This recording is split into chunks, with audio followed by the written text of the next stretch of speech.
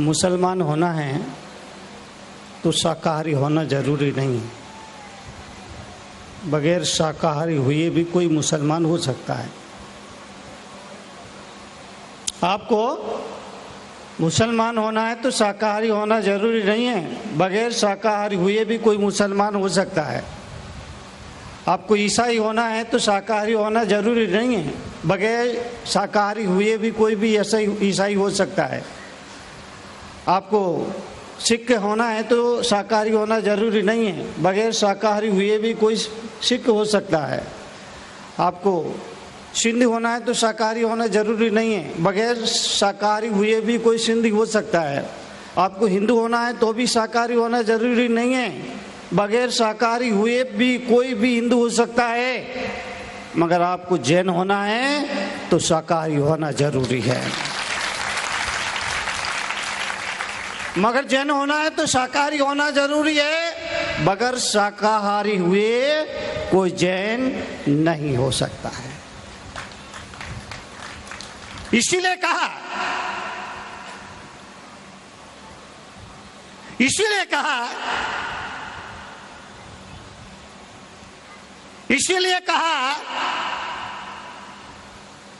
जैन धर्म जबरदस्त तो है पर किसी के साथ जबरदस्ती नहीं करता है। यह मन की प्रेरणा, मन का संकल्प, मन की भावना। आदमी के दिल में बहने वाला करुणा का स्रोत सूख गया और आदमी कठोर हो गया। 2 पंक्तियों में लिख के लाया हूं।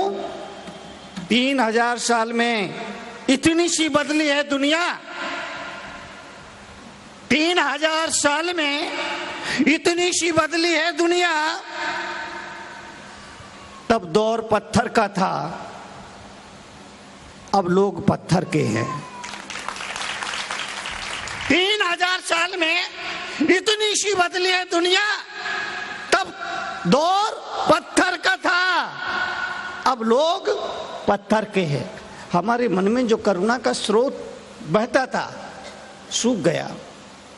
आदमी सुबह चाय की चुस्कियों के साथ अखबार में खबर पड़ जाता है बम्बई में बम विस्फोट हुआ, 300 लोग मर गए।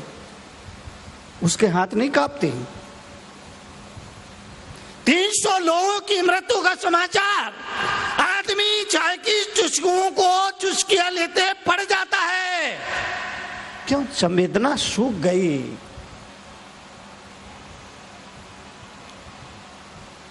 हमारी कोशिश होनी चाहिए,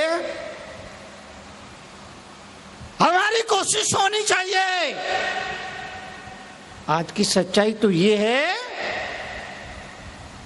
कि भाई तो जिंदा है लेकिन भाईचारा मर गया है। आज की सच्चाई ये है, भाई जिंदा है, भाईचारा मर गया है। हमारी कोशिश होनी चाहिए, हमारी संवेदनाएं जगे,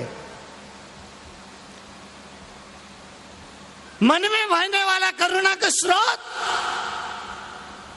बहे और ये कहे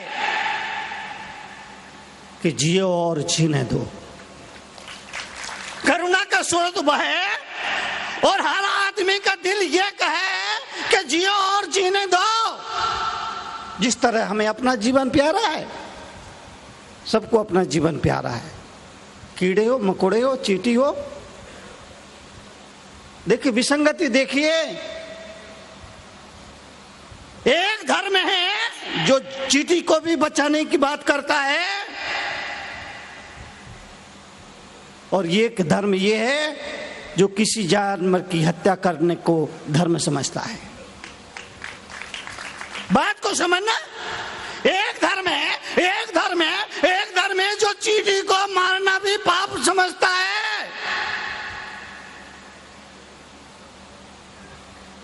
लोग मुझसे पूछते मुनि जी आपकी नजर में कौन सा धर्म सबसे अच्छा है? मैं कहता हूं धर्म सभी अच्छे हैं, लेकिन हर धर्म में कुछ बुरे लोग आ गए हैं। हर धर्म में कुछ बुरे लोग आ गए हैं, जिनकी वजह से धर्म बदनाम हुआ। चार मिले 64 खिले, 20 खड़े कर जोड़, 20 5 10,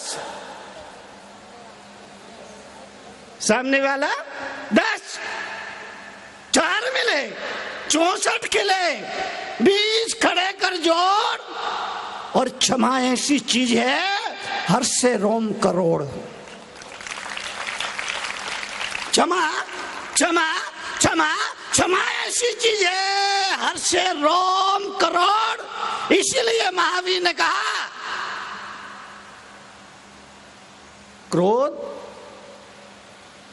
क्षमा का नाश करता है, मान विनय का नाश करता है, माया सरलता क्या नष्ट करती है, और लोभ जीवन को नष्ट करता है। इसलिए मैंने कहा कि धर्म क्रोध नहीं क्षमा है। 4 मिले 64 खिले। और जीवन में एक वक्त अब याद रखना, हमेशा एक वक्त अब याद रखना कि क्षमा करने वाला, माफ करने वाला हमेशा बड़ा होता है। इसलिए आप सब भाइयों से, माताओं बहनों से कहूंगा, अगर कोई गलती कर दे, घर में परिवार में गलती कर दे, गुस्सा करना तो कर लेना, लेकिन बोल चाल बंद मत करना। गुस्सा आ सकता है, इंसान है, संसारी प्राणी है, आ सकता है। साधुओं को आ जाता है तो आप तो ग्रस्त है, आ सकता है, यह कोई नई बात नहीं है। लेकिन इतना आप जरूर याद रखिए कि बोल चाल बंद मत करिए, क्योंकि बोल चाल बंद होते ही सुलह के सारे दरवाजे बंद हो जाते हैं। और हम ये भूल करते हैं, कभी किसी से कहा सुनी हो जाए, झगड़ा हो जाए, तो सबसे पहले नहीं बोलूंगा, तेरे से कभी बात नहीं करूंगा, तेरे दरवाजे कभी आऊंगा नहीं, तेरे घर का कभी पानी नहीं पीऊंगा। अरे बाप रे, पानी नहीं पिएगा तो मर जाएगा। पानी तो पीना पड़ेगा ना, सांस तो लेना पड़ेगा ना। मैं आपसे गुजारिश करूंगा, दिल से क्षमा होनी चाहिए, मन से क्षमा होना चाहिए, शब्दों से क्षमा नहीं होना चाहिए। शब्दों के साथ आपके प्राण भी जुड़ा। आजकल क्षमावाणी इतनी हो गई है, 50 पैसे का एक कार्ड ले आओ, लिख के डाल दो, मिच्छामी दुक्कड़म। इससे काम नहीं चलेगा। ये तो मजबूरी में, बहुत सारे लोग मजबूरी में करते हैं, क्षमा मजबूरी में करते हैं। पति पत्नी में झगड़ा हो गया, नहीं, चंडीगढ़ की पति पत्नी की बात नहीं कर रहा हूँ, आपकी तो बाद में जाके करूंगा। पति पत्नी में झगड़ा हो गया, पति पत्नी में झगड़ा हो गया। पति ने अपनी पत्नी से कहा, पत्नी वो चैनल टीवी देख रही थी, वो महिलाओं के लिए सीरियल आते ना, सास बहू के, वो सीरियल आते ना महिलाओं के लिए, सास बहू के। कौन बोला झगड़े? महिलाओं के जो सीरियल आते हैं, वो पत्नी सीरियल देख रही थी। पति आया और पत्नी से कहा न्यूज चैनल लगाओ। पत्नी ने कहा नहीं लगाऊंगी। पति ने कहा देख लूंगा। पत्नी ने कहा क्या देख लोगे? पति बोला वही जो तुम देख रही हो। मजबूरी, क्षमा मजबूरी नहीं है।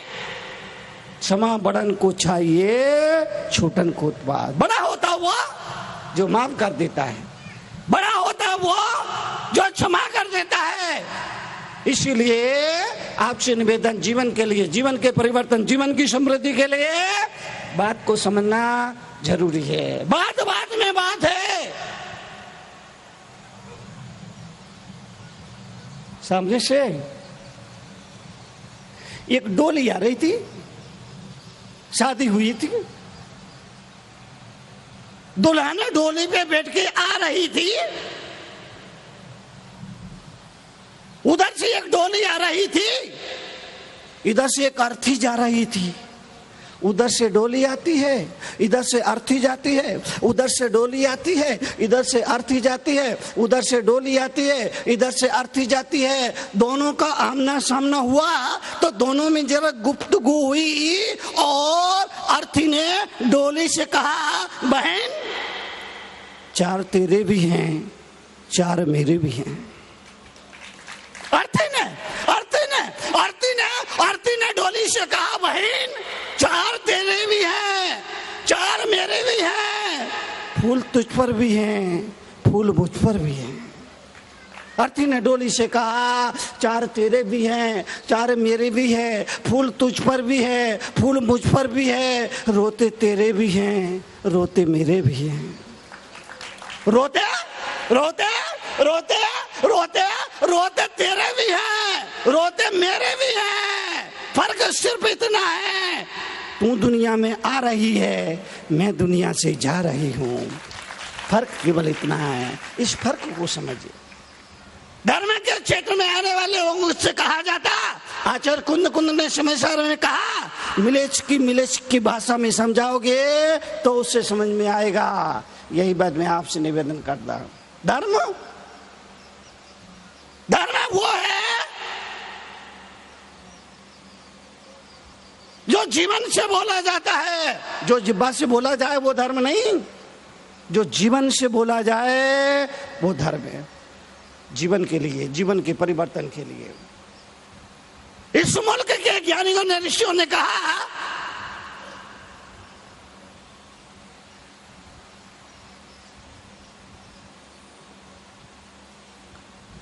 खा गया सो खो गया, खा गया सो खो गया, गाड़ गया। पहले जमाने में ये बैंक नहीं थी ना, तिजोरियां भी नहीं थी ना, जो लोग पैसा कमाते थे वो क्या करते थे, जमीन में गाड़ दिया करते थे। खा गया सो खो गया, गाड़ गया, जक मार गया, जोड़ गया, सिर फोड़ गया, पर जो दे गया वो ले गया। जो दे गया वो ले गया। दे जाना ही ले जाने का मार्ग है। बैंकों में रखा हुआ आपका नहीं है। इस मुल्क के अध्यात्म ने बताया, सिखाया, बैंकों में रखा आपका नहीं है। जो आपने अपने हाथों से होश समाज में, सत्कार में दे दिया वो आपका है, बाकी पर आपका कोई अधिकार नहीं। इसलिए एक एक शब्द में अर्थ, उस अर्थ को समझना। संत का प्रवचन चल रहा था, संतरा बेचने वाला आया बाहर, पंडाल के बाहर, जोर जोर से आवाज लगा रहा था, संतरे संतरे संतरे संतरे संतरे। कथा सुनने वाले लोगों ने कहा, चुप है, यहाँ स्वामी जी कथा कर रहे हैं और तू यहाँ अपना व्यापार कर रहा है और शोरगुल कर रहा है और हमको परेशान कर रहा है, चुप। समिति के जो लोग थे उसको पकड़ के चुप कराने लगे, लेकिन वो चुप नहीं हुआ, आवाज लगाता रहा, संतरे संतरे संतरे संतरे संतरे। लोगों ने कहा, भाई तेरे को समझ में नहीं आता क्या? हम समझा रहे कि चुप रहे चुप रहे चुप रहे, लेकिन तू चुप रहे नहीं रहता है। बोलता गया संतरे संतरे संतरे। समाज समिति के लोग थे, उसको पकड़ के पिटाई करना चाह रहे थे। इसने में संत ने कहा, भैया उसे मत मारो, मत मारो, मत मारो, मत मारो। संत ने मना कर दिया। लोगों को डाउट हुआ, कहीं ये महाराज का संत स्वामी जी का कोई हम अपने स्वार्थों की सिद्धि के लिए रोज नया नया परिवर्तन कर रहे हैं, अपनी भावनाओं में परिवर्तन कर रहे हैं, अपने विचारों में परिवर्तन कर रहे हैं। सोचते यहां से कुछ मिल जाए, वहां से कुछ मिल जाए, वहां से कुछ मिल जाए। अरे मिल जाए, जब तक मिल जाए ये बात दिमाग में रहेगी तब तक आपको उतना लाभ नहीं होगा जो मिलना चाहिए। सज्जनों, श्रद्धान अगर मजबूत है तो सर्व कार्यों की सिद्धि है। श्रद्धान अगर मजबूत नहीं है तो कार्य सिद्ध नहीं हो सकता है। रेवती को प्रभावित करने के लिए समोशरण लगा दिया। रेवती को जब पता लगा, और सारी दुनिया दौड़ी जा रही है, लोग भागे जा रहे हैं, अभी कोई चमत्कार हो जाए। अभी तो लोगों ने नई बात कहना शुरू कर दी है कि चमत्कार को नमस्कार है। न कि महाराज जी कुछ करो गाजियाबाद में, अगर चमत्कार नहीं करोगे तो फिर आपकी दुकान चलने वाली नहीं है। अगर आपका विश्वास चमत्कारों में है तो आपका जीवन कोई ज्यादा धार्मिक जीवन नहीं हो सकता है। कि कुछ करना पड़ेगा प्रभावित करने के लिए। प्रभावित होना अलग चीज है और श्रद्धावान होना अलग चीज है। जो प्रभावित हो रहा है वो श्रद्धावान हो भी सकता है और नहीं भी हो सकता है, लेकिन जो श्रद्धावान है वो सत्य के प्रति हमेशा प्रभावित रहेगा, उसका प्रभाव कम नहीं होता है। लौकिक कार्यों की सिद्धि के लिए अगर आप यंत्र तंत्र मंत्र में विश्वास रखते हो, झाड़ फूक में विश्वास रखते हो, ताबीज गंडों में विश्वास रखते हो, धागे दोरों में विश्वास रखते हो, और अगर आप इसी को धर्म मानते हो, अगर आप इसी को धर्म की साधना समझते हो, आप इसी को धर्म की प्रभावना समझते हो, तो आप अपनी जगह बिल्कुल गलत है। बहुत कोशिश की रानी रेवती को प्रभावित करने की, बहुत कोशिश की, लेकिन रानी रेवती ने कहा कि ऐसे कैसे संभव है? पंचम काल में तीर्थंकर का समोशरण कहां से आ जाएगा? जब तीर्थंकर है ही नहीं फिर उनका समोशरण कहां से?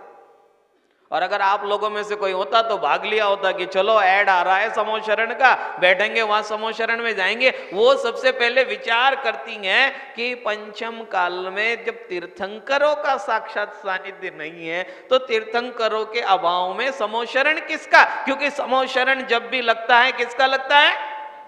तीर्थंकरों का लगता है। तीर्थंकर अनंत परमात्मा का लगता है, तीर्थंकर केवल ज्ञानी का लगता है।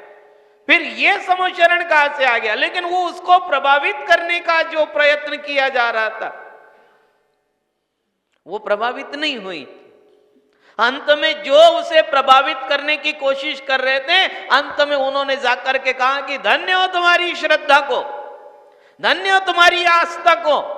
मैंने लाख कोशिश की तुम्हारी श्रद्धा डगमगाने के, डिगाने के, लेकिन तुमने अपनी श्रद्धा की, क्योंकि आज दुनिया में आप चलो कहीं भी जाओ, फिसलन तो पग पग पर हैं।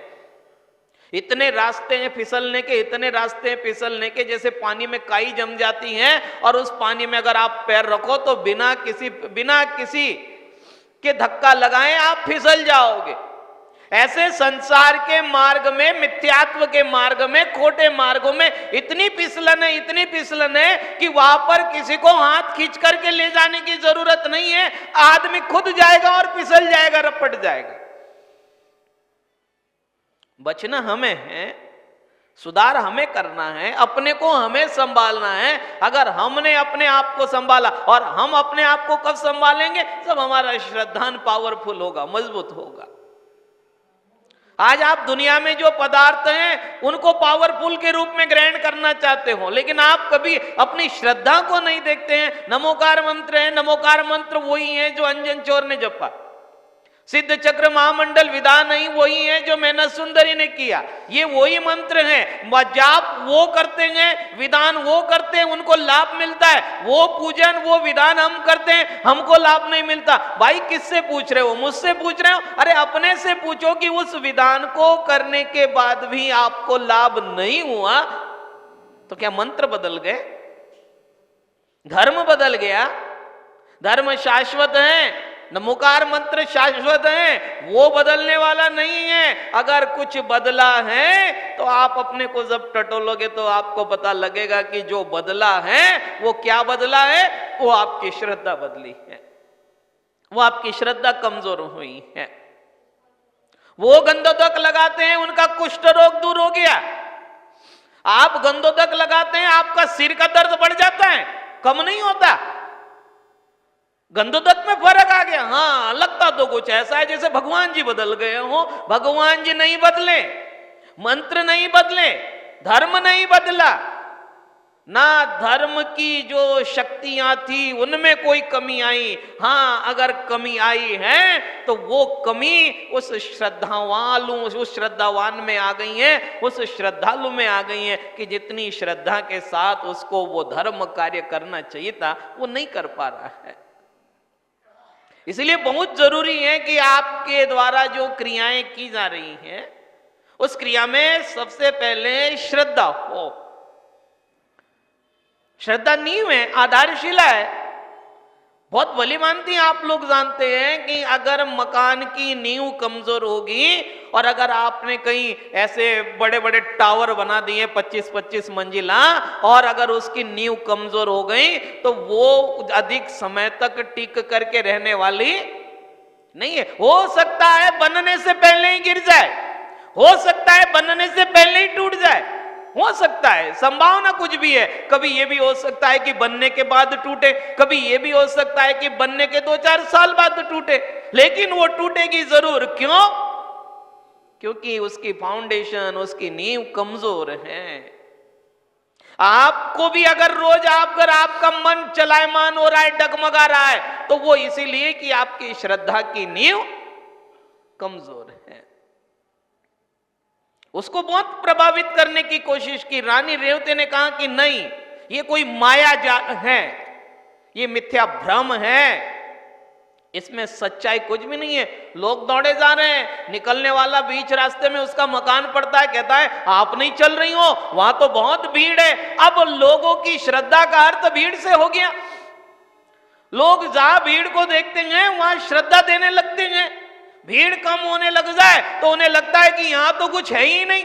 भीड़ का श्रद्धा से कोई लेना देना नहीं है, श्रद्धा का भीड़ से कोई लेना देना नहीं है। श्रद्धा भीड़ नहीं मांगती है और भीड़ में श्रद्धा हो कोई जरूरी नहीं है, कोई जरूरी नहीं है, क्योंकि श्रद्धा और भीड़ ये दोनों विरोधी तत्व हैं।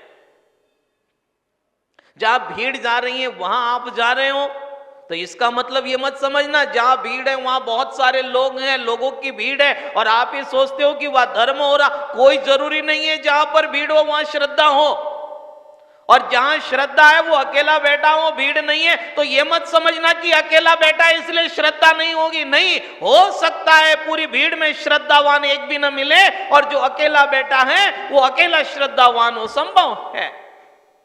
लेकिन हमारा गणित आजकल दूसरा हो गया है, हमारा ध्यान भीड़ की तरफ है। हमें दोस्तों भीड़ की तरफ नहीं जाना है, हमें भीड़ की ओर नहीं देखना है। हमें अपनी उस फाउंडेशन को मजबूत करना है, हमें अपनी उस नींव को मजबूत करना है जिस नींव के ऊपर हम संयम रूपी एक महल खड़ा कर सके, दर्शन ज्ञान चरित्र का एक हम अपना अच्छा निलय बना सके, जहां पर हम अपनी आत्मा का अनुभव कर सके, आत्म ध्यान कर सके, आत्म ज्ञान कर सके, आत्मा का रसास्वादन कर सके, जीवन जीने की शैली सीख सके और सम्यक दर्शन जैसी वो पवित्रता को अपनी आत्मा से पवित्र करके इस मनुष्य पर्याय की जो सार्थकता है उसे सार्थक कर सके।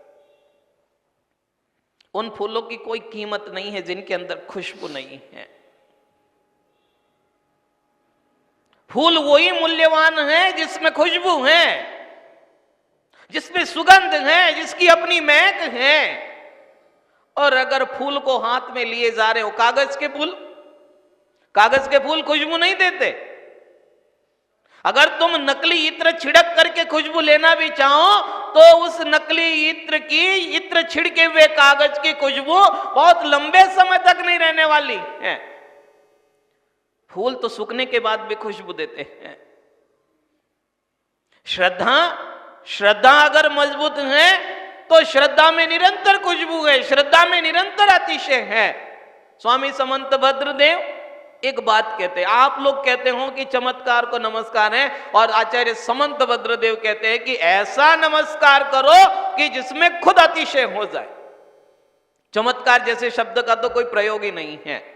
चमत्कार तो मिथ्यात्व है, चमत्कार तो खोटी परंपरा है। जैन दर्शन में चमत्कार नहीं है, जैन दर्शन में अगर कोई शब्द है तो वो अतिशय है, और वो अतिशय भी तीर्थंकर परमात्मा के जीवन से जुड़ करके होता है, धर्म की साधना से होता है, सच्ची श्रद्धा से होता है। तो अपना ध्यान अतिशय की तरफ जाए, चमत्कार की तरफ न जाए।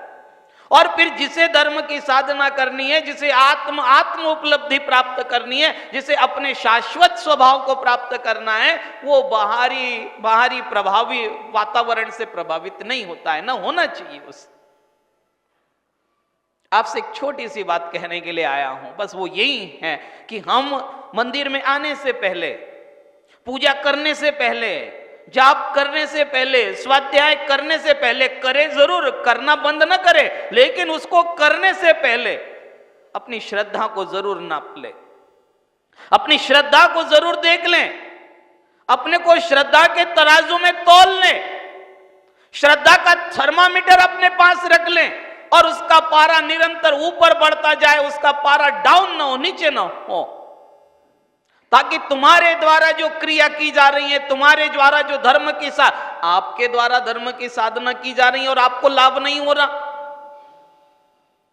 आप 2-2, 3-3, 4-4 घंटे मंदिरों में बैठ करके अपना समय व्यतीत करते हैं, और फिर भी आपका सिर दर्द बढ़ रहा है, आपके शारीरिक विकार बढ़ रहे हैं, आपके मानसिक विकार बढ़ रहे हैं, आपकी दरिद्रता बढ़ रही है। तो सोचो तो सही, क्योंकि श्रद्धावान व्यक्ति दरिद्र नहीं होता, श्रद्धावान व्यक्ति दुखी नहीं होता, श्रद्धावान व्यक्ति नास्तिक नहीं होता, श्रद्धावान व्यक्ति कमजोर नहीं होता, वो धैर्यवान होता है, साहसी होता है, पराक्रमी होता है, उद्यमी होता है, पुरुषार्थी होता है, अगर उसकी श्रद्धा है तो।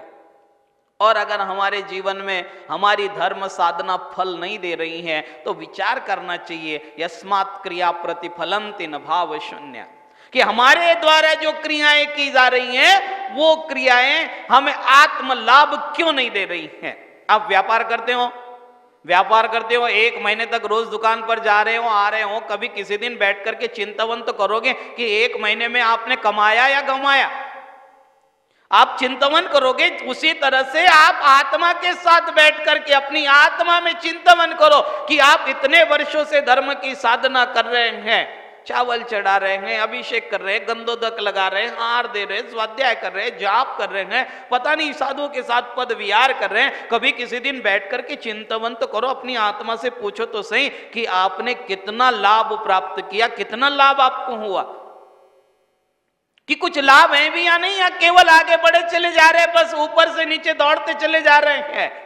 उसका कुछ लाभ, अगर सच्ची श्रद्धा है तो आप लाभ ही लाभ प्राप्त करेंगे। और अगर आपकी श्रद्धा में कमी है तो ये क्रियाएं मात्र आपके शरीर को कष्ट देने का कारण बन जाएगी, आपके आत्म लाभ में कारण नहीं बनेगी। जैन दर्शन एक बात कहता है, उसकी दृष्टि जो है वो आत्म तत्व पर है, उसकी दृष्टि जो है वो भीतरता की ओर है, बाहरता की तरफ नहीं है। वो बाहर की तरफ दौड़ने की बात नहीं करता है, वो भीतर जाने की बात करता है। और भीतर वही व्यक्ति जाएगा जो श्रद्धावान होगा। भीतर जाने के लिए पहला जो स्वरूप है, पहली जो शर्त है, पहली जो सीढ़ी है, वो श्रद्धा है। बिना श्रद्धा के भीतर की तरफ नहीं जाया जा सकता है। इसलिए हम अपनी उस श्रद्धा रूपी नींव को मजबूत करें। धर्म की साधना श्रद्धा के साथ हो तो वो धर्म की साधना फलीभूत हो जाती है। जिस धर्म की साधना में श्रद्धा नहीं है, वो धर्म साधना फलीभूत नहीं हो पाती है। हम जिस श्रद्धा रूपी डाल पर बैठे हैं, हम उसी श्रद्धा रूपी डाल को अगर काट देंगे तो हम गिर जाएंगे। जैसे एक व्यक्ति उस पेड़ पर बैठा है, उस पेड़ की उस डाल पर बैठा है और उसी डाल को काटा जा रहा है, तो वो निश्चित रूप से धड़ाम से गिरेगा। अब उसको उससे बचने के लिए ये करना है कि वो जिस डाल पर बैठा है उस डाल को न काटे। आप जिस धर्म में आस्था रखते हैं, आप जिस जाति में, आप जिस ग्रंथ में, आप जिस धर्म परंपरा में, जिस देव में, जिस गुरु में विश्वास रखते हैं, उस डाली को अपने हाथों से न काटें, अपना नुकसान खुद न करें, अपनी श्रद्धा को मजबूत करें। आपकी श्रद्धा जितनी मजबूत होगी, आपका जीवन उतना पवित्र होगा। आपके जीवन में सुख है तो वो श्रद्धा के कारण है, आपके जीवन में सुखों का अभाव है तो वो इसीलिए है कि आपके जीवन में श्रद्धा उतनी मात्रा में नहीं है जो आपको